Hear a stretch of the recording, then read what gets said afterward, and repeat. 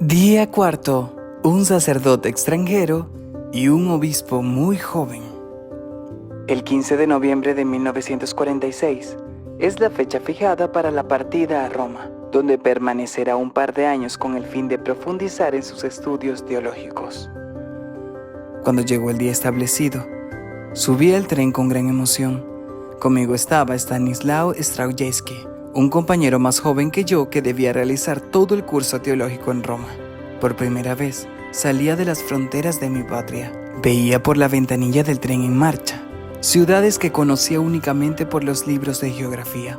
Vi por primera vez Praga, Nuremberg, Estrasburgo y París, donde nos detuvimos y fuimos huéspedes del seminario polaco de la Rue des Irlandias.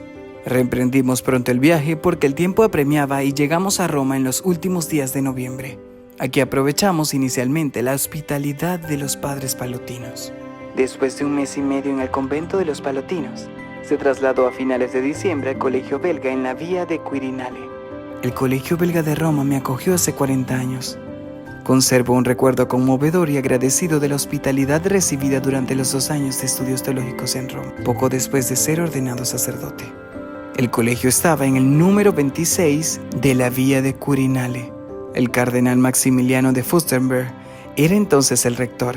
A partir de ese momento, el Señor me ha guiado por caminos que no podía prever y en los que he tenido la oportunidad de recibir continuamente su gracia y la llamada a asumir cada vez una mayor responsabilidad en la iglesia.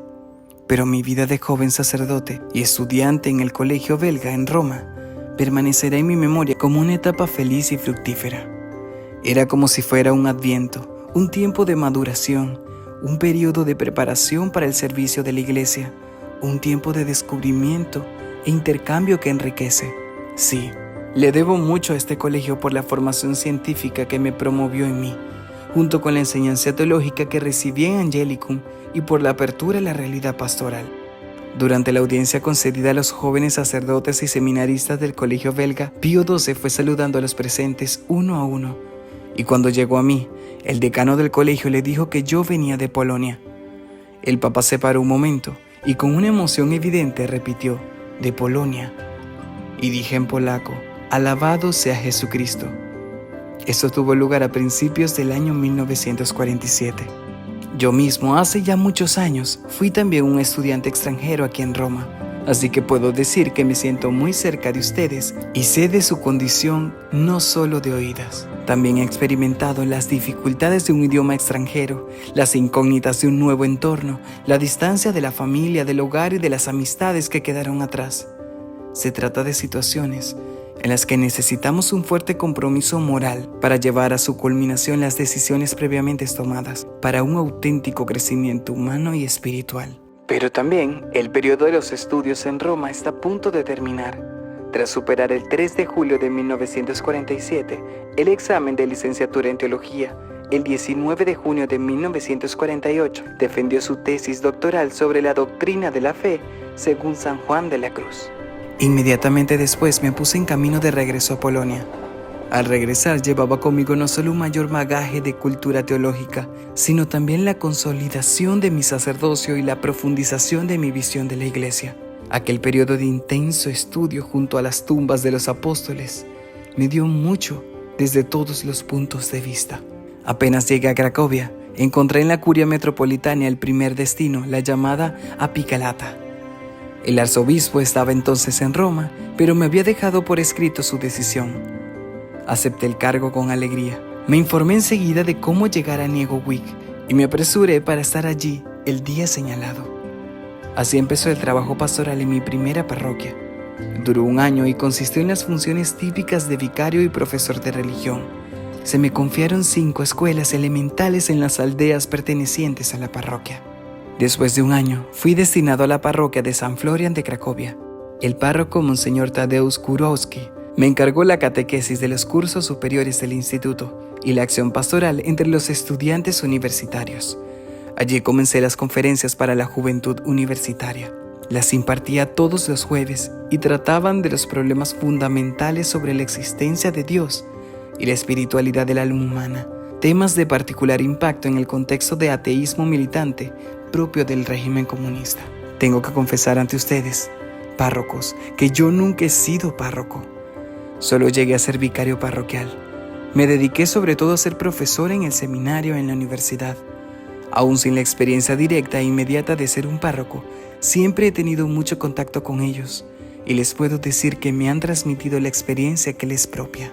Al compartir como sacerdote, obispo y cardenal la vida de innumerables jóvenes en la universidad, en grupos de jóvenes, en excursiones en la montaña, en círculos de reflexión y oración, he visto que un joven comienza a envejecer peligrosamente cuando se deja engañar por el principio fácil y cómodo de que el fin justifica los medios. Cuando empieza a creer que la única esperanza para mejorar la sociedad es promover la lucha y el odio entre grupos sociales. Es la utopía de una sociedad sin clases, lo que se revela rápidamente creadora de nuevas clases. Estoy convencido de que solo el amor aproxima lo que es diferente y crea la unidad en la diversidad. 2 años más tarde, en 1953, obtuvo la habilitación y comenzó a enseñar primero en la Universidad Jagellónica y posteriormente en el Seminario de Cracovia y en la Universidad Católica de Lublin. El 15 de noviembre de 1957 consiguió el nombramiento como docente libre. Por haber sido durante muchos años profesor universitario, jamás me cansaré de insistir en el papel principal de la universidad, que es el de instruir, pero también el de cuidar la investigación científica. La actividad en ambos campos está estrechamente ligada a la más profunda y noble aspiración de la persona humana, el deseo de conocer la verdad. El 4 de julio de 1958, en el curso de uno de sus viajes habituales con los jóvenes que le llaman familiarmente tío, recibe la noticia de su nombramiento como obispo auxiliar de Cracovia. Una vez ya en el despacho del primado, este me dijo que el Santo Padre me había nombrado obispo auxiliar del arzobispado de Cracovia. En febrero de aquel mismo año, 1958, había muerto el obispo Stanislao Rozbon, durante muchos años auxiliar en Cracovia, en el periodo en el que el titular de la arquidiócesis era el príncipe metropolitano cardenal Adam Sapieha.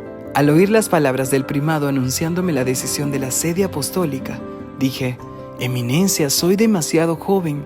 Acabo de cumplir los 38 años». Pero el primado replicó: «Esta es una imperfección de la que pronto se librará. Le ruego que no se oponga a la voluntad del Santo Padre».